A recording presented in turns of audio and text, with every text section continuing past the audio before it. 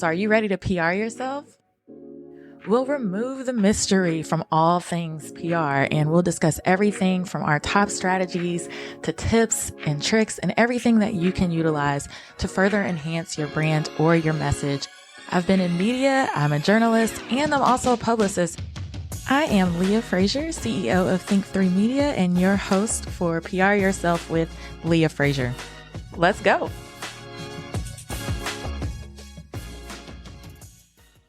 And welcome back to another episode of PR Yourself with Leah Frazier. I'm your host, Leah Frazier, and we are back with another episode. I don't know if you guys have been rocking with me for a while. I used to do these PR piss-offs of the week. So this one is kind of like a PR piss-off, but mixed with an expert, mixed with some tactical stuff you can use, I guess.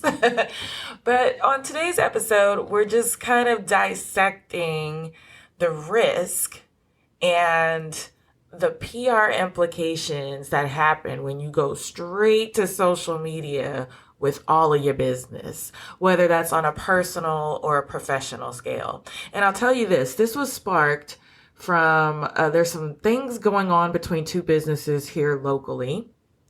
I will say as much as that, I don't want to kind of tip off just in case anybody knows them or they're listening. But if you're in the community, you kind of may know what I'm talking about.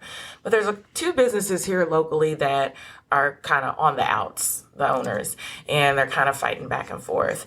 And they're in the midst of a legal battle. And I am seeing from one side, not necessarily the other, but from one side, posting everything on social media, from documents to their just airing all of their feelings out, to venting, to updates on the court matter between the two parties. And I, as an attorney, because I am an attorney, but also from the publicity side, I am mortified. Like, what in the world are you doing? What's going on? And I think if we just kind of dive a little bit deeper into social media and what it has done to our culture and society, where the first thing we want to do is vent all of our frustrations on social media. The first thing we want to do is seek that validation from our followers or from our audience to tell us, yeah, you're right, or I'm on your team. You know what I mean? Because we need that. And if you go into all of the psychology behind it, it's like a dopamine hit, and dopamine brings us joy. We want to feel that in the brain. We want to feel that validation. So a lot of people take to social media to get that. And I understand, I empathize with it. But when it comes to your business or your brand, you have to be extremely careful with how you use social media. It could be the best thing that ever happened to you, and it could be your ultimate nightmare. And I feel as though sometimes it's used in a way when we're so quick to go on social media to post whatever is going on with our lives, or maybe we're pissed off, or we're doing, that subliminal shit when people post it, but they're talking about somebody, but they're not telling you who they're talking about, the games we play. I think that it's a very dangerous hole that you can find yourself in, that sometimes you can't dig yourself out. And so I'm just going to shamelessly plug the PR Yourself episode with Ed Zeitron when we're talking about cancel culture, because that's a similar situation as well. And so it was sparked by seeing these two companies kind of going back and forth, and I had it. And to myself, I know that one of the companies is represented by a publicist, and I was just like, this needs extreme crisis management, or someone needs to take this person's phone away from them, because this does not look good. And from a legal standpoint, as an attorney, anything that you post is evidentiary. It could be brought up in the court of law. And so there's just so many loopholes. And I thought that would make for an interesting episode for us to discuss how far ahead you actually have to think for anything you're posting online and social media, and how that plays a part into your PR for yourself or your business. So you may be thinking like, oh, I'm doing this nonchalant thing. Oh, I'm just venting for a little bit and I'm going to take it down. and it can actually have some really bad legal ramifications for you. And we also bring it into real time as well. My attorney that I'm bringing on is actually my attorney, Sammetria Goodson from Goodson Law. She's fantastic. She has great advice in this episode. But we also bring it into real time with a disaster that's currently trending in hot topics and hot news and entertainment between legendary comedians DL Hughley and Mo'Nique. So we also will bring it into real time using them as an example to show you just how dirty this game can get. And for these guys, it's just bad PR all the way around if you've been following the story. If not, that's okay. We're going to talk about it in this episode coming up. But yeah, this is something I wanted to bring to you guys. So we're going to hear a quick word from our sponsors. And then after you hear that, we're going to get right back into the show. And I really want you to take a good listen. I kind of put 2 and 2 at the end of this episode that there's this crossover between PR and your legal matters. And so, having a publicist and a lawyer on your team is, as a business owner and an accountant, but like those are your top 3, right? But there's this crossover between, if you're a business owner and you have your attorney and you have your publicist, they see the world similarly because they have to analyze everything and think 5 or 10 steps ahead for you. But they also serve very different functions. And so you'll hear at the very end where my attorney she thinks one way about this case going on with Mo'Nique and DL. And then from a PR standpoint, I have a completely different lens as to how I would handle it as a publicist. And I think that's important for you guys to consider as you move forward with your brands and your businesses. So, quick word from our sponsor, and we'll be back with the show, so keep it locked right here. This episode is brought to you by Kitcaster. Kitcaster books you on top podcasts. How do funded startup founders attract prospects and talent? Podcast interviews. How do entrepreneurs with exits find new deals? Podcast interviews. How do C-suite execs differentiate in crowded markets? Podcast interviews. Kitcaster books you on top podcasts. Click the link in the show notes for a special offer. Celebrate good conversation.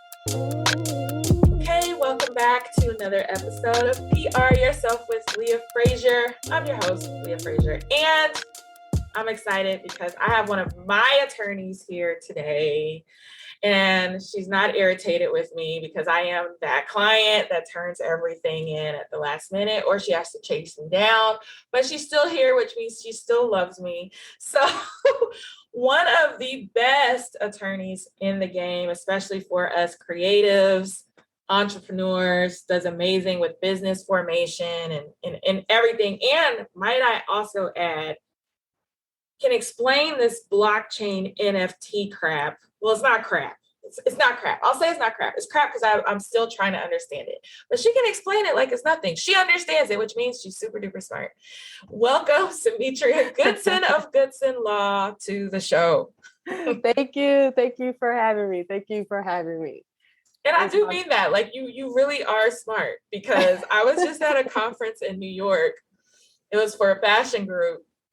And we were discussing, fashion and technology, and to get a bunch of fashion heads in one room trying to figure out NFTs and incorporating NFTs and what is an NFT? Well, I don't really quite understand it, but I think we need it. It was like the craziest conversation. And I was like, Sammetria needs to be here to explain this to us. I appreciate that. It's been my pleasure to come alongside you with everything that you're doing. And she's so patient. Like I said, she's just very patient. She deals with me and my crazy, and anybody who does that will always be a lifelong friend. So, tell our listeners a little bit about Goodson Law and the services you provide and your niche.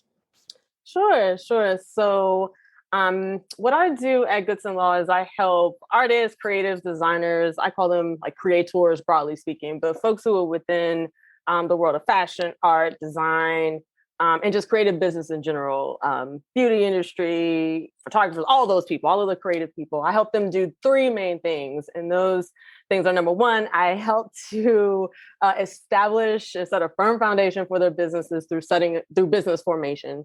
And then from there, we start to manage those particular creatives' relationships through contracts. And then the third thing that I focus on is then protecting what they create via the mechanisms of intellectual property on the copyright and trademark side. I will say there's a fourth thing that I do, which is when I was at the beginning of my practice, I did more litigation, but I just say I help to resolve disputes amongst individuals. So I'm pre-litigation. I'm in what's known as a demand stage. I try to keep things out of court, resolve disputes between individuals before having to go down that path. But I have some litigation experience, and I know enough to know that, might not want to go that path. So if you have an opportunity to resolve some things on the front end, that's what I help people do. So set up companies, protect their relationships through contracting, negotiating contracts, intellectual property, and avoiding lawsuits and or resolving disputes. Those are the things that I do for creatives. And I will say very, very, very good at what you do too. And she's an attorney who actually likes what she does. That's an anomaly.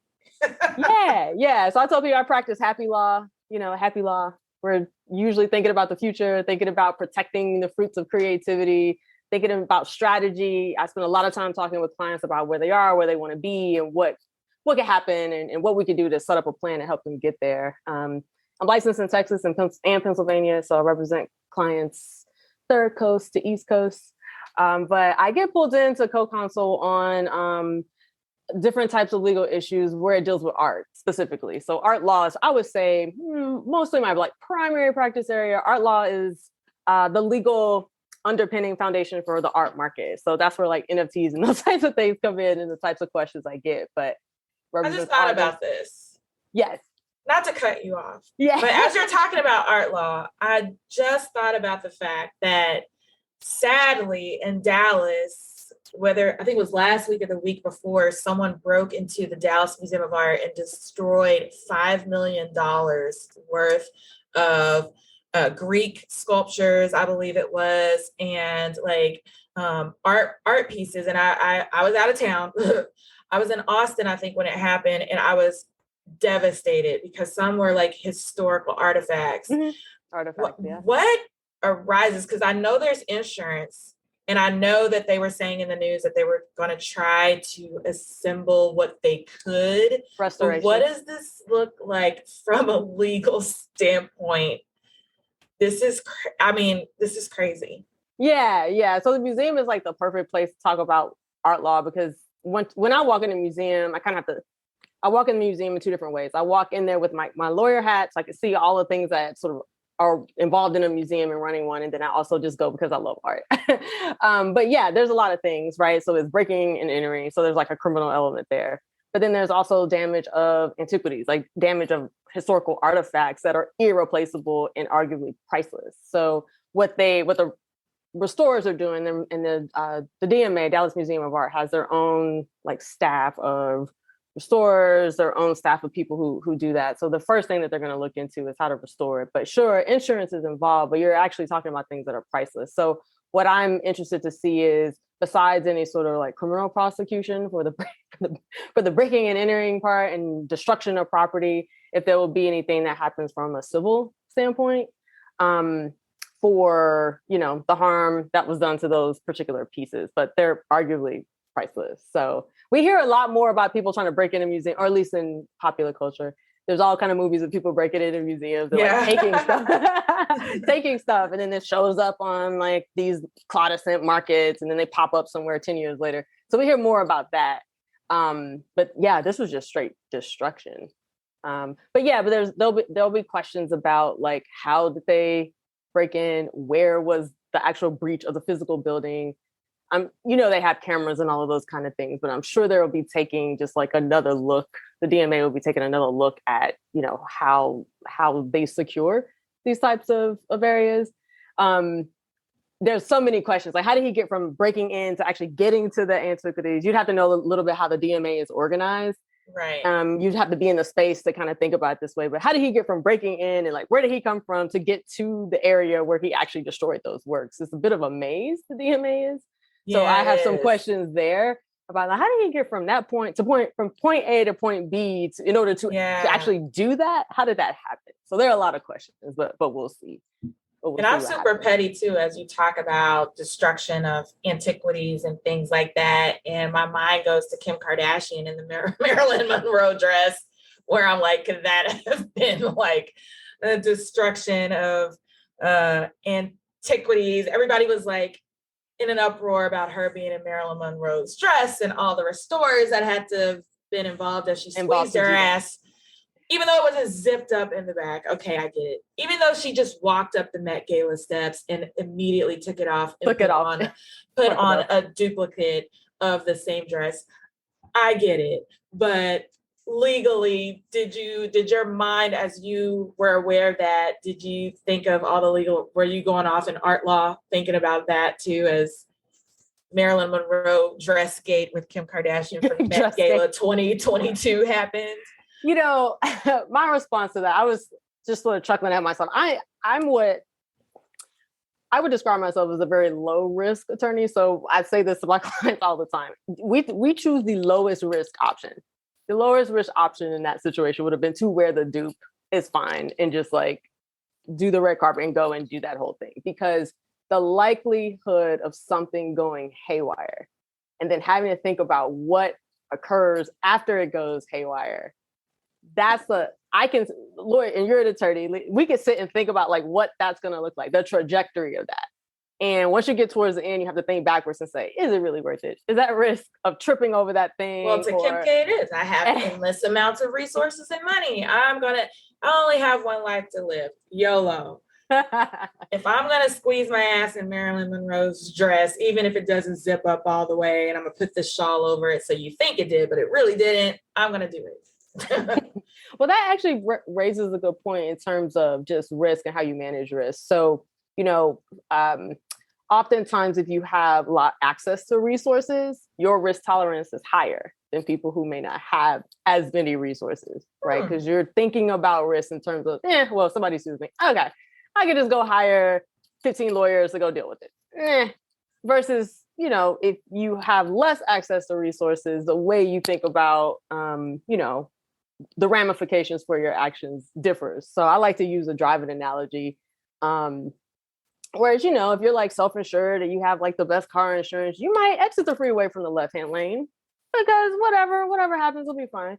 But if you have mid-range insurance, you have your car, you're trying to get to work and do what you're trying to do, you might not exit the freeway from the left-hand lane. You might actually follow the rules of the road when you're driving and exit from the right-hand lane at an appropriate speed. Why? Right. Because you have less time and money to deal with a ruckus if you flip your car over. Yeah, that's true. Or hurt somebody. So that's the analogy that I use. But with most of my clients, I tend to help kind of steer them to the lower risk option of their activities, including their online activities. Well, that's enough about pop culture and Kim Kardashian being an art law risk, her and her ass. We're here today because I was irritated. With some things. I saw some small business owners doing online, and I said, who better than to bring my attorney on to discuss how social media PRing yourself by posting everything on social media may not be the best move, and it may not be the best move for you legally.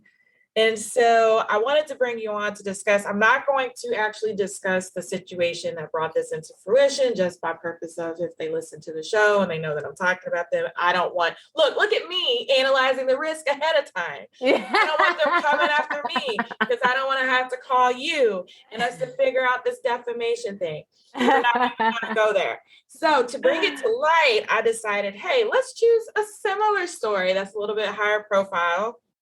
Right now, going on with comedians D.L. Hughley and Mo'Nique. To me, this is a similar situation because you have two individuals who have a dispute. So if you're listening to this show and you're an entrepreneur, you're a small business owner, and You know who you are. You post everything online. Your followers and your online audience are your judges.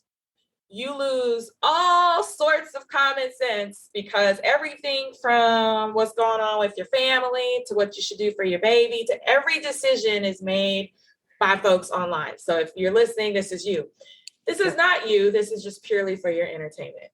But I'm seeing this more often than not, which is why I was like, I got to do an episode on this because we're talking about PRing ourselves and this affects your public image. So back to what's going on with comedians DL, Hughley, and Mo'Nique, which is sad because they're both like, you have DL, who is a king of comedy. You have Mo'Nique, who's a queen of comedy, and they're bickering. So apparently they were both slated for the same exact show. And it was told to Mo'Nique that she was going to be the headliner for the show. Somewhere in between that, DL was also approached to do this same comedy show. Now, DL says that he dealt directly with the promoter. He was not aware that Mo'Nique was ever promised to be the headliner. He signed the contract. He had every right to not even do the show because she was a part of it, because they have been, they're not necessarily like the best of friends, okay? And all of this is alleged. And so he signed on to do the show, and that was that. Mo'Nique gets upset at the show and spends the first part of going on stage telling the audience pretty much just trashing DL. Like, she's going off, just pissed because he's coming on after her. She was promised the headliner position. She thinks there was something underhanded going on with DL and the promoter. She's on stage just trashing him. Of course, somebody's reporting it, and it went viral, and that's how we got wind of it. Okay. Then DL has to come on and perform after that. So can you imagine somebody calling you this? She even talked about how he had to use like a support dog, which I was like, oh, that, in the age of protecting mental health, probably not the best move. And, it's now gone so far recently as her pulling his daughter into the situation and her sexual trauma that they went through as a family. So it's getting really dirty and really fast. DL goes on, does his set. But then after the fact, of course, Mo'Nique takes to social media to address what has happened. And everybody online is like, post the contract. We want to see what Mo'Nique's contract said with the promoter. Were you the headliner? We want to see DL's contract so that we can put 2 and 2 together and see if what Mo'Nique is alleging as far as him knowing she was the headliner and working something out with the promoter for him to be the headliner and her not is true. Now, the petty side of me, which I did respond to a couple of posts I saw on my personal Facebook pages of friends, I said, you guys are jumping on the bandwagon without us seeing these contracts, right? But then there's this other part of me that's like, it's none of our damn business.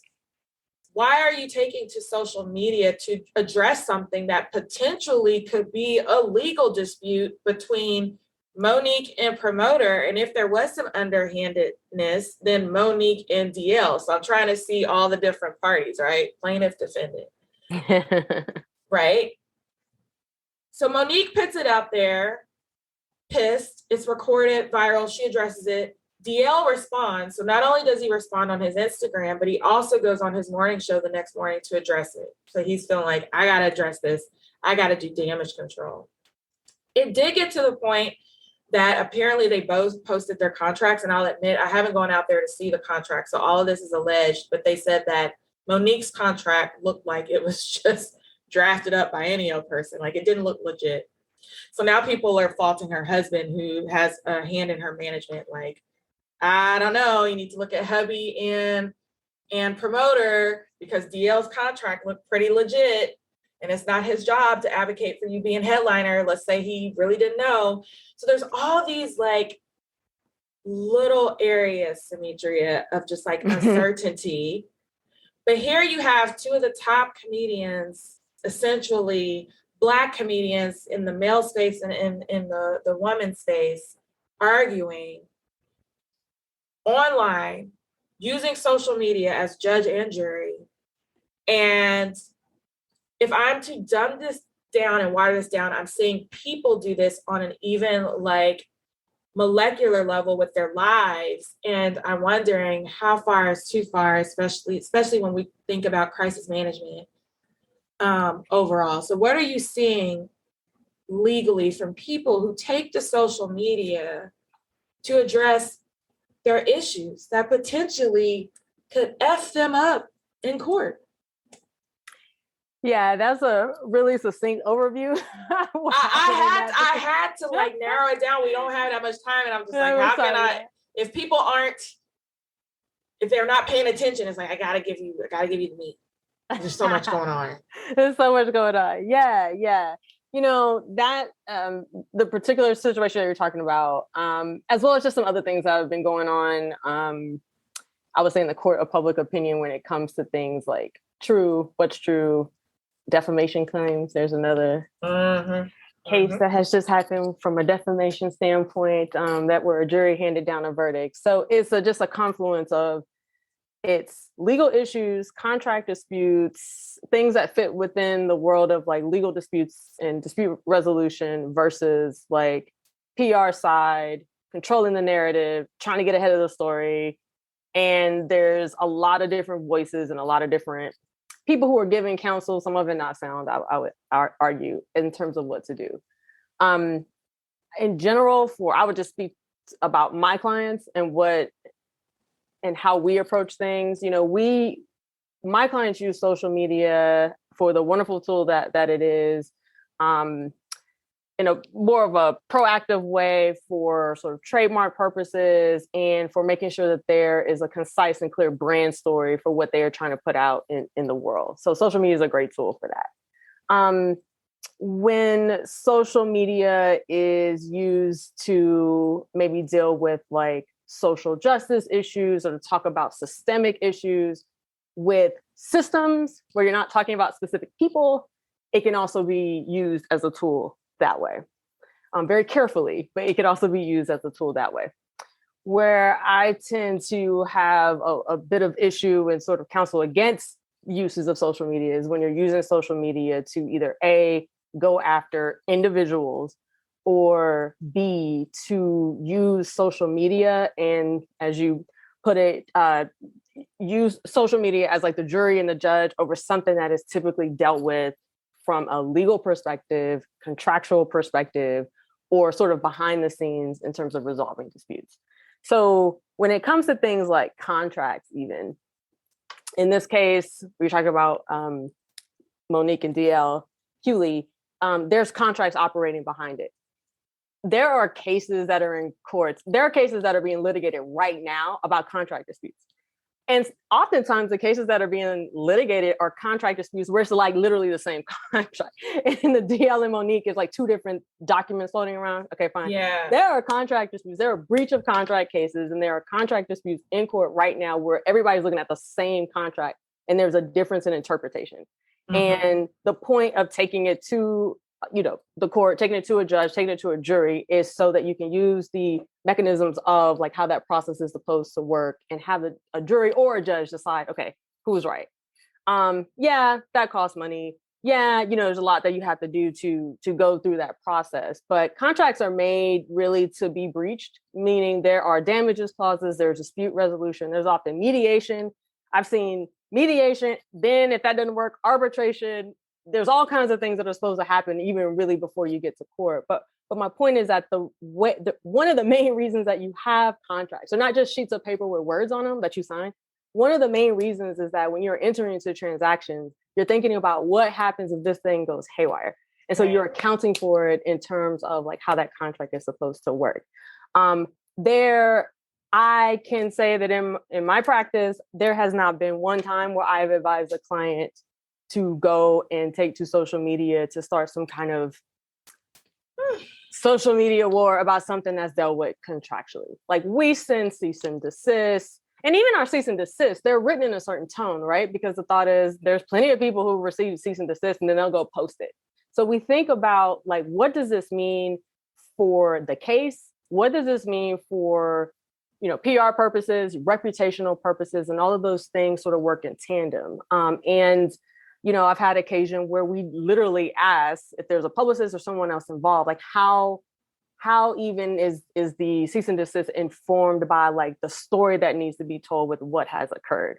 My other concern with clients, like maybe just posting online, is it's evidence. Like what you post is evidence. You could be making an admission and not even know.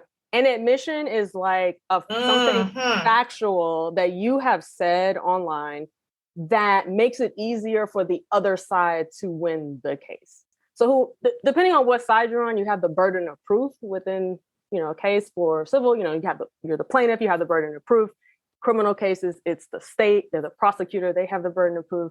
And so admissions are these little like nuggets of information that can expedite, you losing a case or somebody else winning a case against you, because literally you have admitted to an element of the particular case, right? So and the admissions and thinking about it that way, that's like what lawyers think about, or people who may have had the maybe pleasure or displeasure of actually litigating before. Right. Once you go through that process, you really do think about what you post and what you say, because you know that it can be an admission that can be held against you or be used against you later on. The other thing is that... Have you ever had a client go rogue? Where you're like, what? I've had PR clients go rogue. I've literally had clients go rogue and they'll do a live. Like, I remember this one time I was representing this nonprofit client and she was just really upset because like these big corporate guys weren't giving her dollars or whatever. And she was trying everything to get them to fund. And one day she just goes on a live stream. She just starts bashing everybody. And I just so happened to catch it. And I'm like, ugh. And I text her and I said, take that down immediately. And it's like, why are you going straight to, like, let's just not set ourselves up to get funding in the future ever, because you decided in that moment to be emotional, irrational, not think this through, not think about the risk, and take to your social media followers to vent, and it'll live forever. Like, what? But why? So have I ever had a client that just went rogue? Not on social media. I've been on the phone with clients though who had to kind of process that, like, need to just like whatever they want to say on social media. I'm like, okay, I'm just gonna put the phone on speaker. You just say what you want. You say what you want to say live. Just say it to me. Get past the heat of all of that. Get it out, and then let's think about, okay, what needs to happen? What are you trying to accomplish? What's the long term? What are the pros and cons? Again, assessing the risk, like thinking about long term, like what does this mean? It could go this way, it could go that way. Are there other things that we can do? And so that's as close as I've gotten. I have counseled people, and I've gotten calls a number of times where people will seek my counsel before they try to go do something, which is good, right? Hey, so I'm totally going to trash my competitor. I just want to get your approval on this. I'm going to call them a piece of shit and all that other stuff. Is that okay? Do you think they're going to come back and come back and file a defamation case? Because I mean, the defense to defamation is telling the truth. I'm telling the truth. They're a piece of shit. So can I do it? Yeah. So I've had those calls. Where it's like, yeah, I'm verbatim what you just said. And then they ask me, so you think that this is like illegal? You think I could get in trouble for this? Is this like a legal liability? And so I kind of walk them through defamation, like high level, but we walk through, all right, let's say it is true. Truth is something that you get to only argue in court on a defamation case as a defense. Truth is a complete defense to defamation. But guess what? You have to be sued, you have to be served, you have to file an answer, you have to get a lawyer to do that. Oh, guess what? You have to have discovery. Oh, guess what? Phone records, emails, Instagram. There's an evidentiary process. Oh, guess what? Cases take like 2 years to resolve in court. There's depositions. In Texas, you could do up to 6 hours of depositions, like on a day. Like before you can argue truth, you have to kind of go through all of that. A similar thing works. Like, is it worth it? Is it worth it? As you're talking too, I do want to point out that whoever's listening, having an attorney and having a publicist on your team, they serve very similar, but yet sometimes very different functions. Because like, Sammetria, you could advise your client like, hey, you want to go toe to toe? This is what a defamation case is going to look like. And maybe they are in the right. And maybe they are telling the truth. But when you consult your publicist, now I'm looking at it from a public point of view, where it's like, you may be absolutely right and feel very confident and validated in everything that you're saying. And you're 100% right. But let me tell you what the public fallout for your business and for your personal brand is going to be just by moving forward with this. Like, this is how it's going to damage you long term. This is how it's going to play out in the media. And before you know it, you may backtrack and be like, on the legal and the PR standpoint, this is not worth it. Yeah. Actually, there's a phrase for that in entertainment law, just within the world of defamation. It's called the Barbara Streisand effect. So if you Google defamation and Barbara Streisand effect, you'll get a bunch of articles about it. A lot of defamation attorneys talk about it. But essentially, it's like the thing that, like, you filing a lawsuit or you being involved in some sort of litigation actually can backfire. Like, the result that you thought you were going to get, it actually is like a different result. It's a pretty interesting case where Barbara Streisand sued a photographer for including like a photo of one of her properties in like a list of photos. And, you know, the conventional wisdom is like, after that lawsuit came about, of course, everybody now saw the photo. It just like amplified the whole thing. And her purpose was, oh, you're invading my privacy. But it's like, okay, but because she said something about it, now the whole world sees it. Versus if she just wouldn't have said anything. And she was in the right, like, by the way, if she wouldn't have said anything, it probably just would have been like a couple of people. So yeah, it's called the Barbara Streisand effect. And it's kind of something that the defamation attorneys talk about in terms of like what can happen to you, you know, when you're in litigation. And again, I learned something today. Yeah, and it can go the other way. It can go the other way. But yeah, in general, I have never advised a client to go go rogue and like rant against a specific individual or something that can turn into or is made the subject of litigation, just because anything you say can be used as evidence that's helpful to the other side. And what you think may be true in terms of how you feel about something isn't necessarily true in terms of like the facts in the specific case. And so when it comes to like legal issues and like proving cases and making sure that you have what you need, that we call them elements, right? There's elements to defamation. There's like 4. So in terms of the evidence used to make sure that you meet every element of your case for the standard of proof, what your emotional response, that's not true. That's not true from a legal standpoint. And so what I see is that people are sort of getting a little bit confused about like their truth in terms of how they feel about it, even if you could think about it that way, versus flat out factually on the law, this is what is permitted. And also a lot of people don't realize that like in court cases, some of the things that you think a jury will hear about actually don't even hear. They don't even ever hear those things because there's rules of evidence. There's only certain things that a jury can hear in terms of evidence. There's an entire motions practice before a trial that monitors and that informs what is before a jury. So the thing that you think right now, thing that you think evidence was not my best grade, because there were so many freaking rules. I was like, rules. It makes sense to let this in. No, you can't. Objection. Hearsay. Objection. This and that. Objection. Leading the witness. And by the time I got done, I was like, I don't want to be a trial attorney at all. This is not like Law and Order. It's not like TV. And that's the thing. It's like, what you think happens on TV, where all these like really long speaking objections and the lawyers are always making like speeches and leading. That's not how it works in real life. So I was so pissed. I was like, I want to leave law school. This is not what was advertised to me on TV. So but yeah, I mean, I guess another observation I've had for the folks who reached out to me for advice on like whether or how they should get the press involved. It is social media and the press in general. Like whether or not they should tip off insert name newspaper, tip off insert name magazine, tip off, as to an issue. I would say a good 9 times out of 10, those individuals were people who did not get the counsel that they were supposed to get on the front end.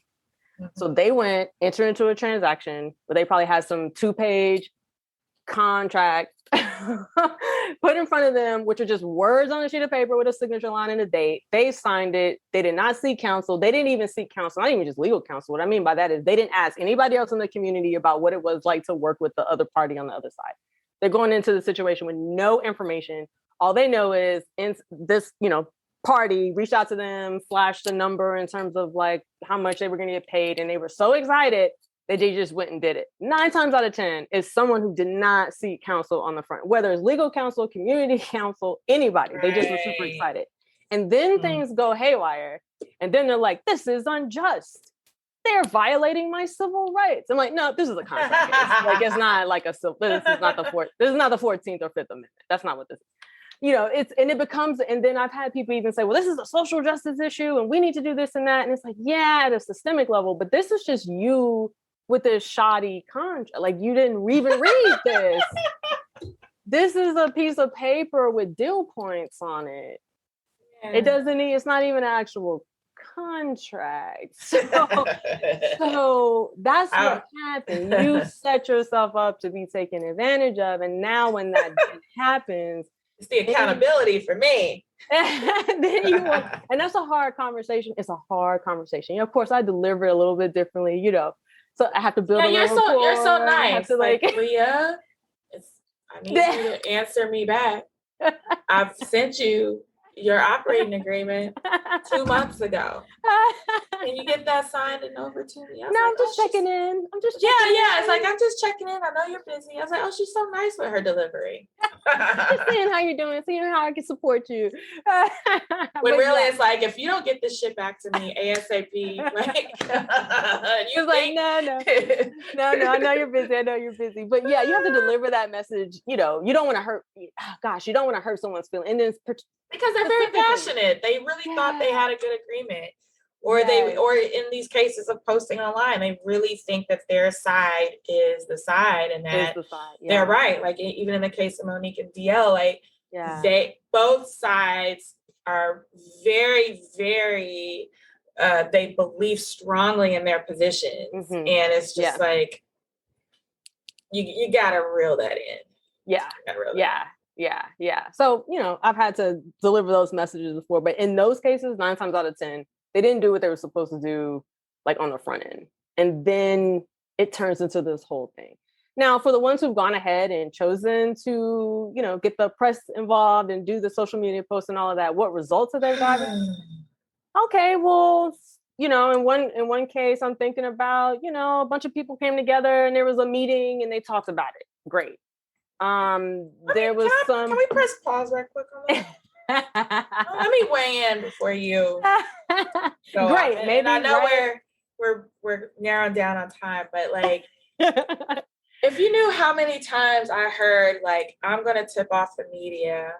I'm sending this to the media. And I just want to say this. Hi. First off, journalistic standards is that they can't be biased. Okay. Right. So you're going to tip off the media and you're only going to show them your one side. Mm-hmm.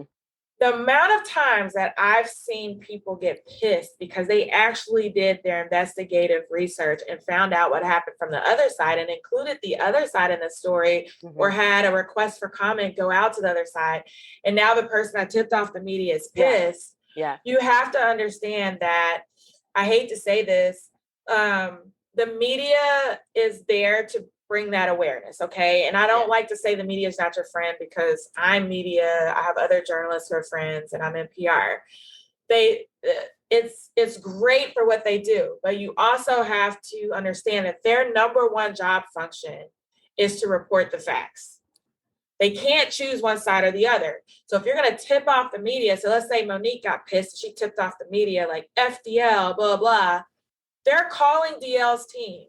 They're trying to get a quote or a comment. They're trying to get him on the line because they've got to take both sides and come together on to what really happened here. And then they have to have sources before they report it. Yeah. Because it is a legal ramification for them to inaccurately report the news. So I'm going to tip off the media. Yeah.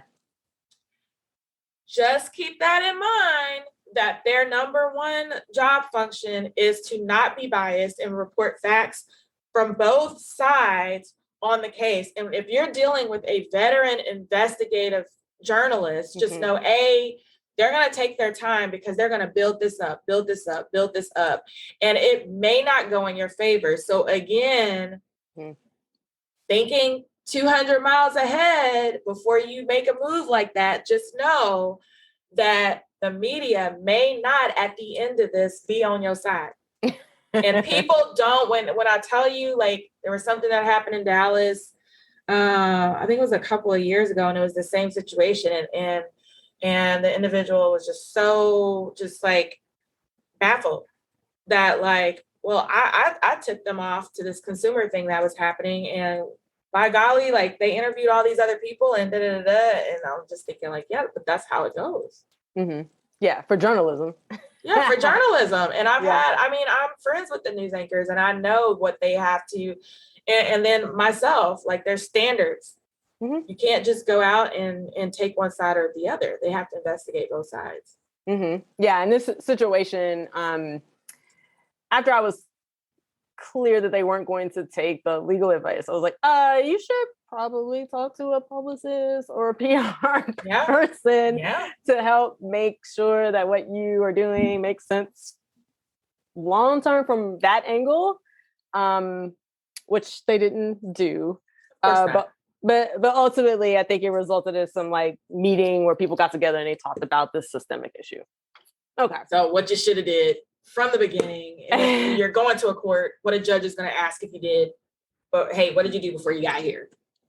So, yeah. All right. So wrapping this up and just thinking about, I thought this was a very well-rounded discussion. I think this is eye-opening, hopefully for some, maybe you already knew it, but just like from a PR perspective, like, this is how far ahead we think. And then from an attorney's perspective, how far ahead you think from a risk perspective. From a risk and liability perspective, definitely. Yeah. Is so important. And some of y'all are just out here posting every little thing. Like, I even laughed today. There's an Instagram account. I follow these, like, shoddy, like, blogger Dallas news accounts. And there was a guy, I guess, that was a rapper in another state. I think maybe it was like Arkansas, Alabama, somewhere like that, where he was robbing ATMs. But he rapped about robbing ATMs and posted it on YouTube. And that's how they figured out that he was the guy robbing the ATMs. All right. You just set yourself up. That's an admission. That's like every element to prove the crime just in your own, like, video. Yeah.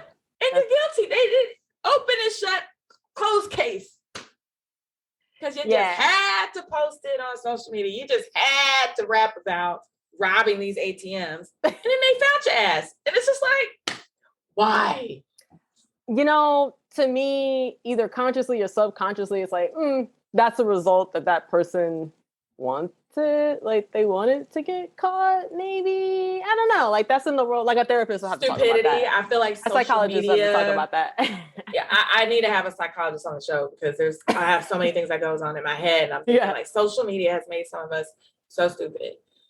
Like, it has. It's dumbed down our common sense, where we will choose that dopamine of getting a like, a comment, a share, validation over, like, common sense of, how will this affect my family? How will this affect my business? Can I be canceled? Like, we don't even think about that. We think these fictitious followers, for some, are going to support us. They're not putting up a dime for your court case, and they're not putting up a dime for your business once it gets shut down, because you want to argue with somebody online. Yeah. And from an IP perspective, I'm thinking about, so when I'm talking to my clients, I know we're over time, but when I'm talking to my clients, and we're even talking about intellectual property or just what they do in general, we have in mind what you need to do now in order to position the business to be sold later. And so the IP strategy follows that in terms of, like, what you file, copyrights, trademarks, all of that.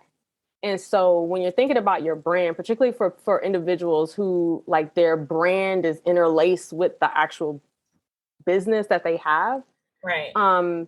Thinking about, like, okay, that's great, you're building this, but this is something that could be passed down to somebody else. This is something that could be sold. You can bring in investors. There's all kinds of stuff that can happen.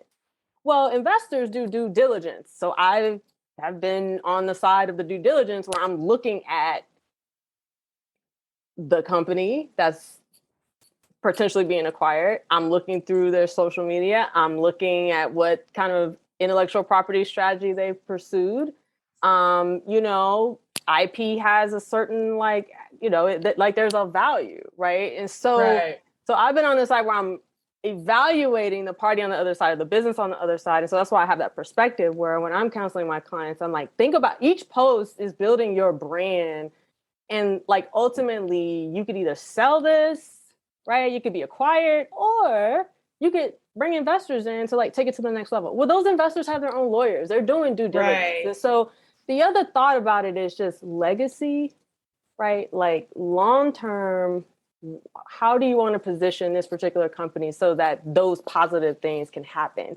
And if you are using your brand to kind of deal with, particularly again, the two cases where you're going against somebody specifically, or you are commenting about what is like an active dispute, those two things are like contrary to the idea of legacy for the brand. Now, again, there are business owners who I've seen use social media to deal with systemic issues, but they're not necessarily going after individuals, or even individual organizations. But when you do that, it's just a certain calculus that you have to have. And one thing, I'm wondering how you feel about this. So there are a lot of anonymous accounts on social media where it's like, you know, insert name account for the, like, let's say models or the fashion industry in Dallas. And it's kind of like an account that's anonymous and people submit information about certain things that happen to them working, let's say, in fashion in Dallas. And it's not like your name, or maybe they like redact the party on the other side, but there's a lot of those going on as well. Like there's a lot of those sites. And it's just really, really interesting in terms of the tolerance even that people have for those types of websites. I personally haven't had a client. Most of my questions are, can I just post something about this specific individual? So I haven't had somebody yet come to me and say, hey, there's this anonymous account. Can I like post something that's happening to add to the narrative of like systemic issues? Yeah. But I'm asking the question, but I think I would answer it in that's the character of that's a little bit different. You're talking about like how people are treated in a certain market, how people are treated by like in a certain industry without getting, you know, having specific names being thrown about. That may be a little bit different, but yeah, I've seen social media used for those purposes as well. The anonymous accounts, which could be a whole other thing. I know we're out of time.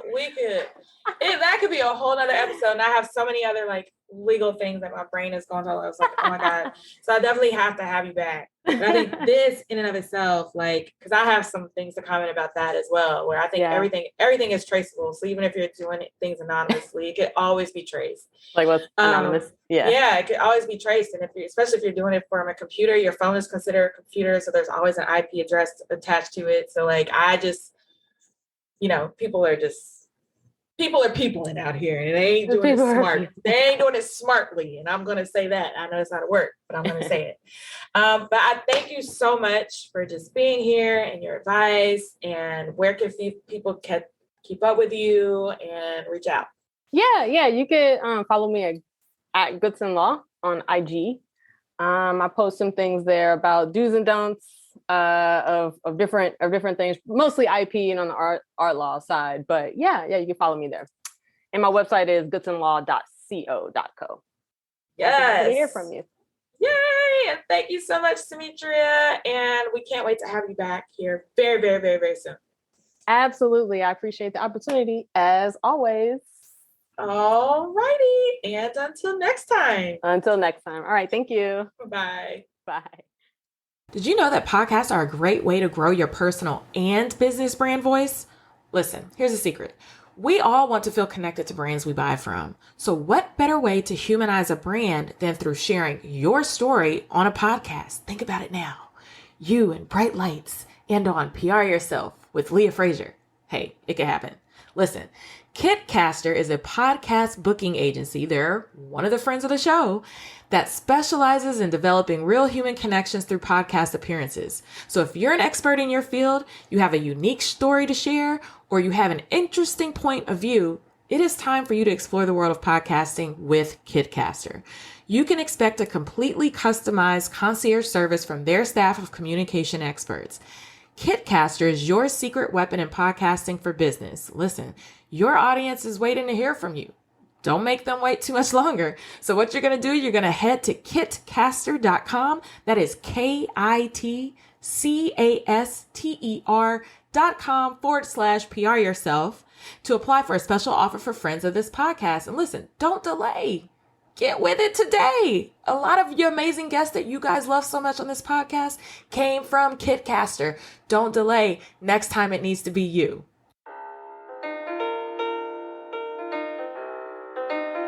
All right, and there you have it. Thanks for tuning in to another episode of PR Yourself with Leah Frazier. I hope that has helped you so much. We're definitely going to bring Sammetria back on. When I tell you she knows everything, blockchain, NFT, if you're a creative or a creator and you're trying to figure out IP, trademarks, copyrights, business setup, she just knows so much and she's so knowledgeable. And I'm just so blessed to have met her, have had her in my life, and for her to take my business to the next level.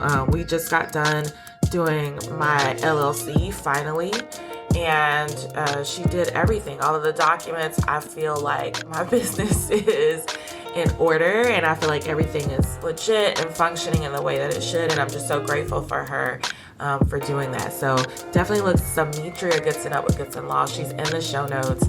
Definitely give her a shout out, follow her on social media, and definitely stay tuned because we're going to have more incredible experts on PR Yourself with Leah Frazier coming up. And so until next time.